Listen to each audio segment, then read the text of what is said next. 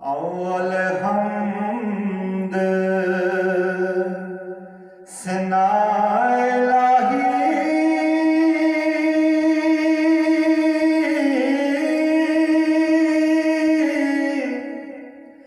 ते जो मालिक हर वो हरदा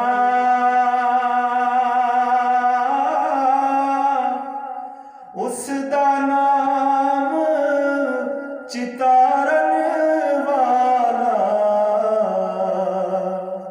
वो किसे मैदान नी हरदा जे